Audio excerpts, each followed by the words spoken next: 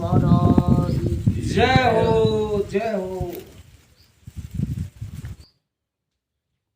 क ओम शम नो मित्र सम वर्णाय शम नो भौतयार्यमा शम नो इंद्रो बृहस्पति शम नो विष्णु रुद्रकम नमो ब्राह्मणे नमस्तु वायो तवो मे प्रत्यक्षम ब्रह्म श्री तवमेव प्रत्यक्षम ब्रह्म वदिष्यामि ऋतुम वादिष्यामि सत्यम वादुष्यामि तन्मामवतु तद्वक्तारवतु अवतु माम अवतु वक्तारम। ओम शांति शांति शांति। सब देवताओं का वंदन करके प्रार्थना है कि हमारे ध्यान भक्ति और सत्संग में किसी भी दिन विघ्न ना आए। लारज को संस्कृत में बताया कि अर्थ है वो कोई जीव बहुत भक्ति करे तो स्वर्ग के देवताओं को भी स्वाता नहीं। जीव यदि ज्यादा भक्ति करे तो स्वर्ग में जका देवता है बन वो अच्छो कौन लगे। क्यों अच्छो कौन लगे कि थोड़ी करसी तो पांति लेसी ज्यादा करसी नड़ू सोई घोष लेसी। ये वास्ते भक्ति में जो विघ्न डाले है नहीं वो परमात्मा कौन डाले स्वर्ग वाला देवता डाले हैं। स्वर्ग के देवता ऐसा मानते हैं कि ये बहुत भक्ति करेगा तो हमारे सिर पर पैर रख कर प्रभु के धाम को जाएगा। तुमसे कोई हल्का मनुष्य हो और अधिक कमाई करके बड़ा बंगला खड़ा करे तो तुम्हारा हृदय सकुरता है। एक छोटो सो आदमी अपने बराबर अपने 4 गुना कोठी मोटी कर दी तो अपने मन में और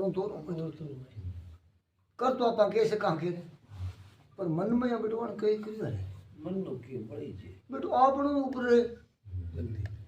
यहाँ हुआ है अथवा जलता है। परंतु मनु महाराज और शत्रुपा लालचों के वश में नहीं थे। मनु और शत्रुपा लालच के वशीभूत कौन है। तनिक भी विचलित नहीं हुए। शरीर अस्थि पंजर बन गया था फिर भी वह स्वयं के व्रत में अचल रहे।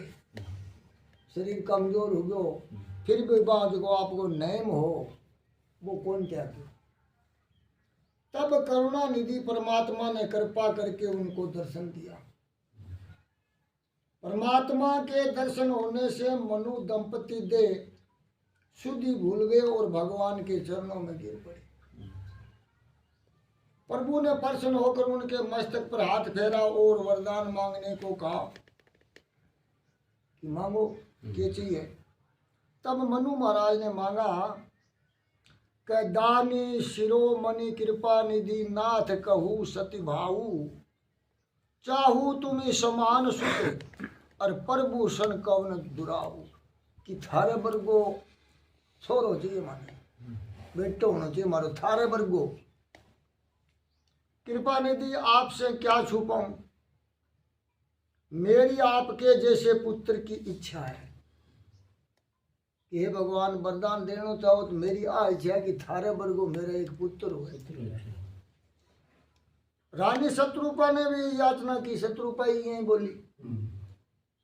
प्रभु ने कहा मेरे समान तो दूसरा और कौन है। मैं ही हूं। मैं ही तुम्हारे घर पुत्र के रूप में अवतार धारण करूंगा। तो मेरे पर वो तो कोई है कोई नहीं तो फिर मैं ही हूं। इनका आप शरीर सा खोजो कहीं जाई और नरप तव तने हो में आई। मनु शत्रुपा के उसके बाद दशरथ कौशल्या के रूप में जन्मे। मनु महाराज तो बने दशरथ और शत्रुपा बनी कौशल्या। और इनको दिया हुआ वचन सत्य करने के लिए श्री परमात्मा श्री राम रूप में उनके घर पुत्र रूप में अवतरित हुए। भगवान शिव बतावे कि हे पार्वती ओ कारण हो राम अवतार को, एक तो पहले तो ओल है। भगवान शंकर पार्वती माता से कहते हैं कि प्रभु के अवतार के कारण अनेक हैं, वह में एक से एक विचित्र है, जिका एक वो है। राम जन्म के हेतु अनेका, राम अवतार को हेतु तो घना ही है। राम जन्म के हेतु अनेका, परम विचित्र एक ते एका, भी एक हूँ एक सोए हुए। कल्प कल्प प्रभु अवतर ही, चारु चरित नाना विधि कर ही, कि जद कल्प को अंत आवे, कल्प पूरो हुए तो भगवान ने अवतार लेनो ही पड़े।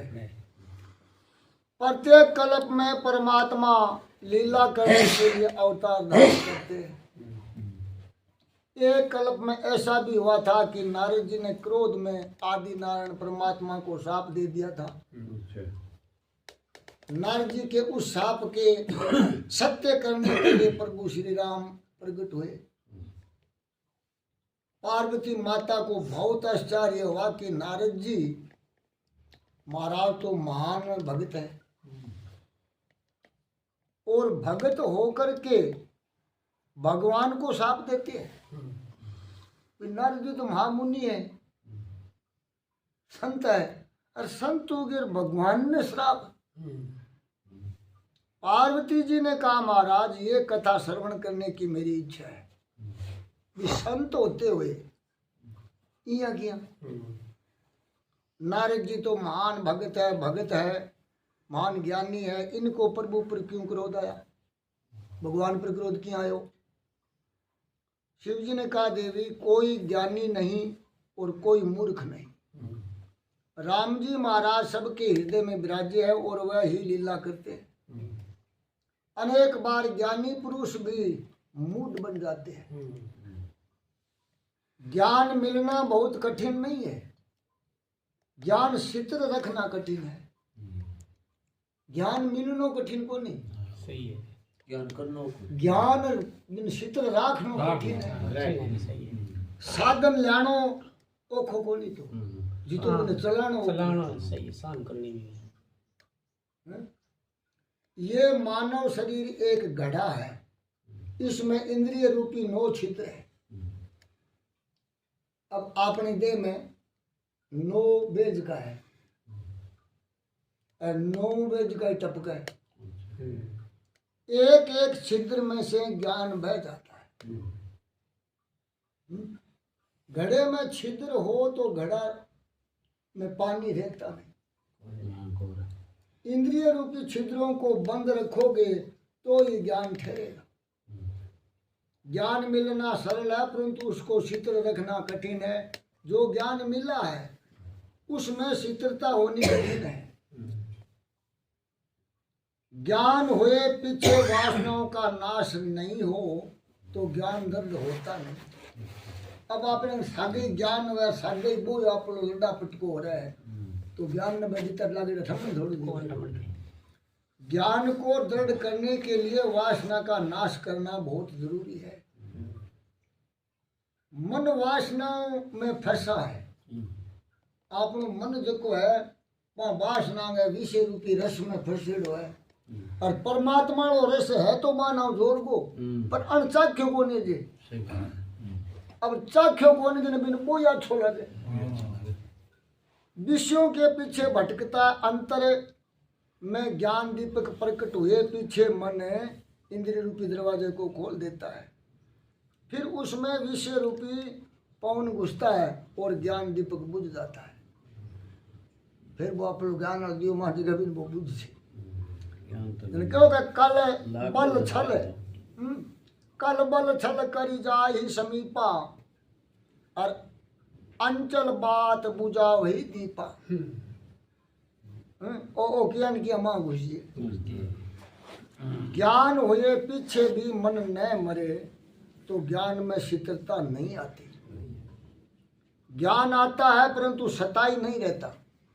अच्छा, अपन ज्ञान आवे तो समझ आवे तो है पर बात सताई ठहरे को नहीं।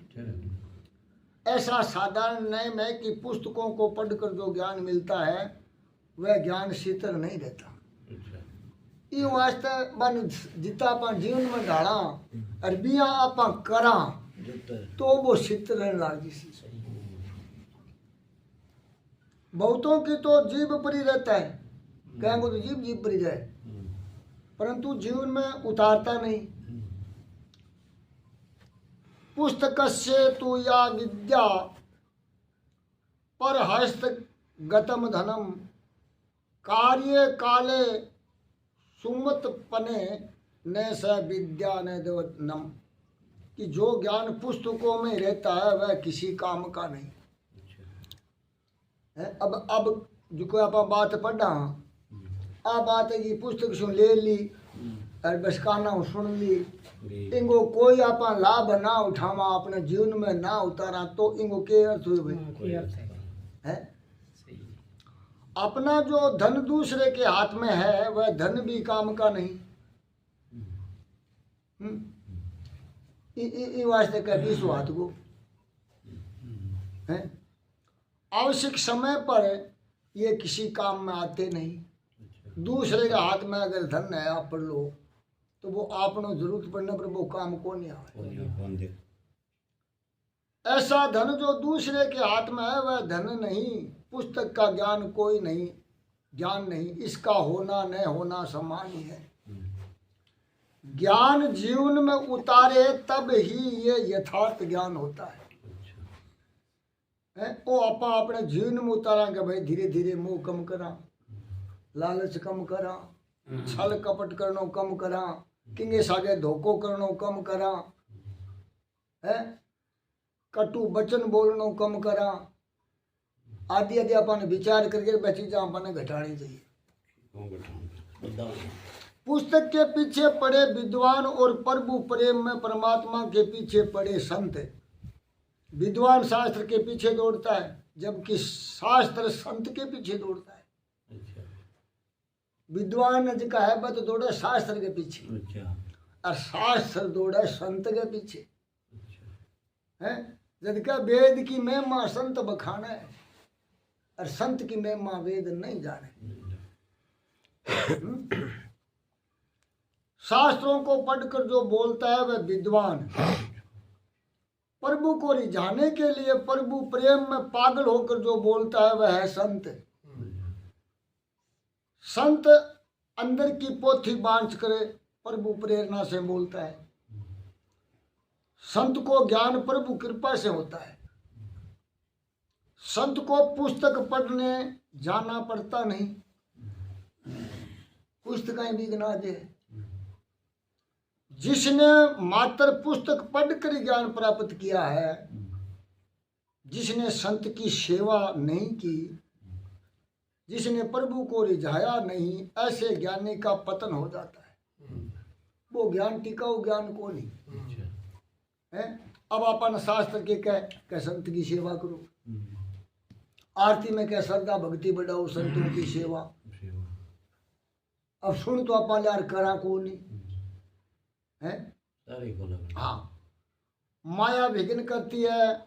शंकराचार्य जी महाराज ने कहा है, वागे वेखरी शब्द झरी, शास्त्रे व्याख्यान कौशलम, वेदुषयम विदुषाम तव देव भुक्तिये न तू मुक्ते। शास्त्रों पर विदिता पूर्ण व्याख्यान देना, धर्म के ऊपर लंबा लंबा भाषण करके शब्दों का वागे जाल बुन देना, शास्त्र के वाद विवाद में, वाणी विलास में, भ्रम में डालकर स्वयं को पंडित साबित करना, इस सब से लौकिक सिद्धि भले ही प्राप्त हो। अब ई बकवास में धन तो कटे मिल जाए, लोग कहे बड़ा महाराज जी बड़ा विद्वान है, बड़ा पंडित है, ये लोग शायद फंस जाए। महाराज के भी सब याद है, लोगों में वाह होती है, द्रव्य मिलता है, धन मिलता है, परंतु उससे मुक्ति कदापि नहीं मिलती। मुक्ति कौन मिला? वो सौदो को नहीं मिले, वो सौदो तो सो की ना खेंगे। ऐसे ज्ञान से अनेक प्रकार के लौकिक भोग तो प्राप्त हो सकते हैं, और इन भोगों में फंस करे से ज्ञानी पंडित सत्यानाश ही हो जाता है। अच्छा क्यों बहुत ज्यादा लोगों को मिले तो फिर वो नावड़े को नहीं जम नावड़े को ना उल्टा कर्म कर बैठे उल्टा कर लिया था फिर वह खट जावे वो ठाई है सारा में। परंतु जिसको प्रचुर उपासना करके ज्ञान प्राप्त हुआ है, ध्यान और भक्ति द्वारा जिसको ज्ञान प्राप्त हुआ है, उसको माया त्रास नहीं देती। विभिन्न बिन कन माया को नहीं थमे, बिन त्रास को देवे। उसका पतन नहीं होता, उसका ज्ञान शीतल होता है। जो जितेंद्रिय बनता है उसकी बुद्धि में ज्ञान टिकता है। जितेंद्रिय यानी जितनी भी अपनी इंद्रियां है बन आपा जीतता तो ना कभी है। हाँ, अब आपा जीता कि आपा इंद्रियां का गुलाम, इंद्रियां का दास बनया फिरा। संयम पालने से ही ज्ञान शीतल होता है। जिसके मन बुद्धि शुद्ध होते हैं उसका ज्ञान शीतल होता है, टिकाऊ होता है। आत्मा ज्ञान में होने से कोई भी अज्ञानी नहीं है, क्यों आत्मा ज्ञान में है और आत्मा सब में है। ये वास्ते अज्ञानी तो कोई फिर है को नहीं। अगर अज्ञानी है तो आपने आगे पर्दा है जाए कहीं, बस पर्दा हट जावा है तो ज्ञान नहीं है सारा ही। एक बल्ब जगह भी बल्ब के बाद पर कई पर्दा पलट दे तू तो जानना तो तेरा बारे को नहीं देबो, लेकिन वहां तो वो जगह है नहीं। ये आत्मा के बाहर कर अपने कई पर्दा आ रहा है, भरम गा, अज्ञान गा, छल गा, कपट गा, लोभ गा, लालच का पर्दा आ रहे बाहर कर। और दस है। हाँ और दस। अब आत्मा तो वहां है, अब पर्दा हटता है तो वह आत्मा जी के प्रकाश करे है। हटा दोगे हटा दो। समझना तो सभी को आता है, परंतु उस समझ में शीतलता नहीं आती। अब समझ लो तो आवे सारा ने ठा तो पड़े थोड़ा थोड़ा, लेकिन भी ठम्मे को नहीं। परमात्मा की कृपा से ही जिसको ज्ञान प्राप्त हुआ है उसका ही ज्ञान शीतल होता है। अब परमात्मा कृपा की पर करे पात्र पर, अब आप ऐसा पात्र बना दो भगवान आपने पर कृपा बरसावे और भगवान कृपा बरसा से जब आपने सारू की ठीक ठाक हुई सी। हाँ अब ये वास्ते आप गुरु के शरण जावा। जब क्या ध्यान मूलम गुरु मूर्ति, यानी ध्यान का जो मूल ध्येय है वो गुरु महाराज की मूर्ति है। ध्यान मूलम गुरु मूर्ति, पूजा मूलम गुरु पदम, मंत्र मूलम गुरु वायकम, मोक्ष मूलम गुरु कृपा। ये वास्ता अपने गुरु महाराज के शरण में जाना पड़े। बड़ा बड़ा अपना पीर फकीर होया, बड़ा बड़ा अवतार होया, वह भी गया है। ये जो लिखा कि राम कृष्ण से कौन बड़ा, और जिन्होंने सतगुरु की नहीं वहां भी गुरु करो। राम कृष्ण से कौन बड़ा, जिन्होंने सतगुरु की नहीं। और तीन लोक का वह धनी और गुरु आ गए आधीन। गुरु का तो 22 शरण धोया, गुरु भाई अधीन, गुरु का आगे भाई आधीन।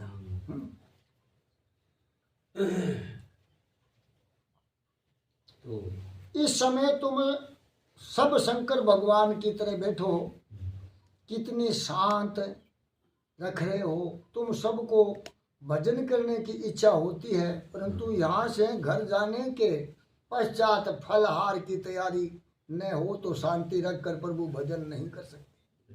अब घरे जानता है वो भजन करा किन्ने जी सी ठाई बोल पड़े।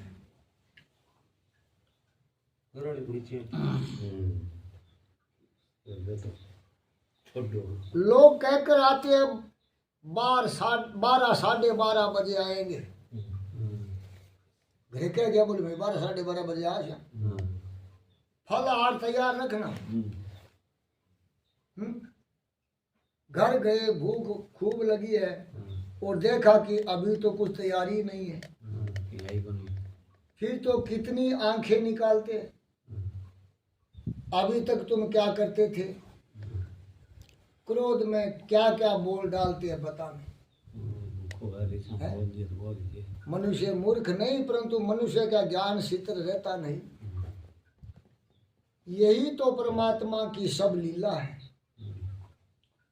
बोले बहिष महेश तब ज्ञानी मुड न कोई, जय जसु रघुपति कर ही जब सो तस ते छन हो।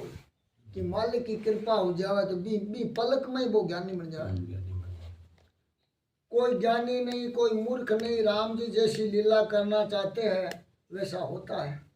नारद जी महान ज्ञानी है, भक्ति संप्रदाय के आचार्य हैं, महान भगत है, परंतु प्रभु को ऐसी लीला करनी थी, इसलिए नारद जी को क्रोध आया और क्रोध में इन्होंने परमात्मा को शाप दिया।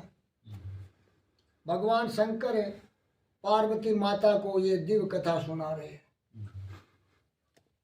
अब अठेक बात आवे है कि देखो भगवान शंकर माता पार्वती ने आ कथा सुना और माता पार्वती सुने, बाने भी आवश्यकता ही इन सत्संगी आप इनकी जरूरत कौन समझा। एक बार ऐसा हुआ कि नारद जी घूमते घूमते हिमालय पर आए। गंगा का किनारा है, पवित्र शांत दिव्य भूमि है। नारद जी को बहुत आनंद हुआ। ये भूमि अति सात्विक है, इस भूमि में मैं परमात्मा का ध्यान करूंगा। अब नारद जी को जी करे अच्छा बैठ गया आप ध्यान कर। सात्विक भूमि में भक्ति बढ़ती है, भूमि भक्ति में साथ देती है। सतान हिंदू को साथ देवे सही है। कोई आदमी गली में दो शेर को नहीं बन सके जितो घर में बने। सही है। अब घर में आदमी तो बोई गुआड़ मोर बोई घर में लेकिन घर में शेर किया बने यानी भी जगह में बोल मिले बिना अपना जिस भूमि में जो कार्य हुआ हो उस कार्य के सूक्ष्म परमाणु उस भूमि में भ्रमण करते हैं। अपन जिसो कर्म करांगा विषा कीटाणु भी भूमि में होएगा। गृहस्थ के घर में काम के वासना के परमाणु फिरते हैं। अब अपने घर में एक कीटाणु है भजन को निकल दी है। पाप के परमाणु फिरते हैं। जहां ममता होती है वहां विषमता होती है। गृहस्थ के घर में विषमता का पाप है। गृहस्थ का घर भोग भूमि है, भोग भूमि में भक्ति बढ़ती नहीं। उसी प्रकार कसाई के घर में हिंसा होने से तुम वहां जाओगे तो तुम्हारा मन अशांत होगा। अब कसाई घर और ही नहरू है, वहां जाने के बाद मन में राजस भाव जागृत होगा। तुम मंदिर में जाओ, जिस जगह प्रभु का नाम कीर्तन होता हो उस जगह जाओ, जिस स्थान पर सत्कर्म होता हो उस स्थान पर जाओ तो तुम्हारे मन में सात्विक भाव जगेगी। अब मंदिर में जाओ अपने भाव कुछ और ही उजावे, डेरे में जाओ अपने भाव कुछ और ही उजावे। दिव्य भूमि देखकर नारद जी के मन में भक्ति करने की हुई। अब आप भूमि इसी सात्विक की तो नारद जी के अंदर से भक्ति भाव जागृत हो। गंगा के किनारे नारद जी परमात्मा का ध्यान करने बैठे। आदि नारायण भगवान का ध्यान करते इनकी समाधि लग गई। नारद जी की समाधि में मगन हो गया। सहज विमल मन लगी समाधि। नारद जी समाधि में देह शुद्धि भूल गए। देह की भी बने कोई खबर कौन रही। स्वर्ग के राजा इंद्र को शंका हुई कि नारद जी ऐसी तपस्या क्यों करते हैं। अब भगवान इंद्र के खटक गई, नारद जी के मकसद लेके बैठे। इनको स्वर्ग का राज्य चाहिए अथवा और कुछ। नारद जी की तपस्या कार्य में विघ्न करने के लिए इंद्र ने कामदेव को प्रेरित किया कि तू जा नारद जी दिखा। इंद्र ने कामदेव को आज्ञा दी कि नारद जी बहुत दिनों से ध्यान करते, तुम वहां जाकर उनकी तपस्या कार्य में विघ्न डाल दो, उनकी तपस्या को भंग कर दो। कामदेव ध्यान नारद जी ध्यान मगन बैठे थे, वहां अप्सराओं के साथ आए। कामदेव का मित्र है बसंत, बसंत ऋतु, इनमें सारा फूल फल सब खिला हुआ है। कामदेव उस बसंत ऋतु को भी साथ लेकर आया। वहां सुंदर फूल खिल रहे हैं, फूलों के भार से बरकस झुक रहे थे, मंद सुगंध शीतल वायु बह रही थी। अप्सराओं ने नाच गाना किया, कामदेव ने बाण मारा। जगत को देखने से मन में काम आता नहीं, जगत सुंदर है ऐसा समझकर देखने से मन में काम प्रवेश करता है। जगत देखता ही काम को नहीं आ अपने मन में, आपा भी ने सुंदर देखा नहीं तो वो चोखो है। दृष्टि दो प्रकार की है, एक है अपेक्षात्मिक और दूसरी है उपेक्षात्मिक। मनुष्य पूरे दिन आंख बंद करके बैठा रह सकता नहीं, आंख तो खोलनी पड़ती है, और आंख खुली हो तो जगत दिखता ही है। परंतु ज्ञानी महापुरुष जगत को उपेक्ष भाव से देखते हैं। ज्ञानी महापुरुष जी का बिना इच्छा ही देखे, और उपेक्ष आत्मक दृष्टि केवल ईश्वर में ही रखते हैं। ईश्वर के बिना अन्य सब कुछ तुच्छ है। अब ज्ञानी जी का बस संसार नहीं देखे, वो संसार दिखे तो है पर है झूठो, सच्चो तो परमात्मा ही है। जगत को उपेक्षा भाव से देखने की आदत डालो। ये जगत बहुत सुंदर है ऐसा समझ कर देखोगे तो आंख बिगड़ेगी, मन बिगड़ेगा। सुंदर तो ये जगत जिसने बनाया है वह परमात्मा है। वो जगत बनाया है, सुंदर तो वही है। सुंदर तो वो है। ठाकुर जी अति सुंदर है, ये जगत सुंदर है ऐसी कल्पना मन में जब तक है तब तक माया के मोह छूटता नहीं। संसार की प्रत्येक वस्तु में माया रखी गई है। संसार की हर चीज में भगवान ने माया फिटे कर दी। काया में भी माया फिटे, काया में माया बरसे जो पत्थर में आग।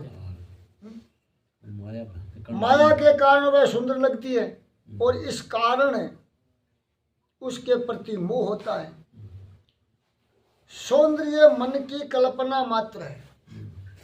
मनुष्य को जहाँ सौंदर्य दिखता है वहां कबूतर को वही दिखता नहीं। सौंदर्य आंख में है और उसका आरोप मनुष्य वस्तु में करता है। अब सुंदरता तो अपनी आंखों में ही है और आपा कोई वस्तु पर करा। जे चीज सुंदर है तो जगह आपा ने सुंदर दिखे, कबूतर ने सुंदरी दिखनी चाहिए, कुत्ते ने भी सुंदरी दिखनी चाहिए। अपन ने सुंदर क्या दिखे है? क्यों? अपनी आंखों में बसी हुई है बाबा, बात है, जच्ची हुई बात है। जिसकी आंख में काम है उसे संसार में सुंदरता लगती है, उसको संसार में विश्व में मोह होता है। जिस सौंदर्य को देखने से बिहार आए, मोह उत्पन्न हो, वह सौंदर्य है ही नहीं। कि जकी चीज ने देखने से अपने अंदर उल्टा भाव पैदा हो, वह सुंदर है ही को नहीं। जके ने देखने से अपने अंदर अच्छा भाव जागे, वो है सुंदर। बिना अपन सुंदर मानना कोई है। सुंदर तो एक श्री राम है। श्री राम की सुंदरता को लेकर जगत सुंदर दिखता है। भगवान फूट रहे है, संसार फूट रो दिखे। जिसको संसार में सुंदरता भासती है, जिसको संसार के विषयों में मोह होता है, जिसका मन संसार में फंसता है, वह परमात्मा की भक्ति नहीं कर सकता। जिसका कामी कुत्ता कायरी, इनसे भक्ति ना हो। और भक्ति करे कोई सूरमा जात वर्ण कुल को, यानी आंगा भाव जो है वो मिटा दे मन से। संसार की ही भक्ति करता है। कामी पुरुष संसार की भक्ति करे। श्री राम में मन लगाए, संसार के पदार्थ में जिस प्रकार मन लगाया हुआ है उसी रीति से श्री राम के शरीर में लगाए तो भक्ति हो सकती है। अब सुमरण करने की अपन आदत तो पड़ेगी है। क्यों? अब संसार को करा हाँ अब इन्हों हटा के भगवान का लगा दो, सुमरण तो 100 ही है, एक सही है। है? आदत तो है अपन। संसार के विषयों का मोह छोड़ो तो भक्ति हो सकती है। माया घटे तो भक्ति बढ़े। अब माया ही नारी है और भक्ति नारी है, दो एक जगह ओखी बोत रहे हैं। बरोबर की टक्कर है, हैं? बरोबर की टक्कर है। संसार के स्वरूप में आसक्ति का नाम माया और प्रभु के स्वरूप में आसक्ति का नाम भक्ति। स्वरूप आसक्ति के बिना भक्ति सिद्ध होती नहीं। बोलो विष्णु भगवान जय हो।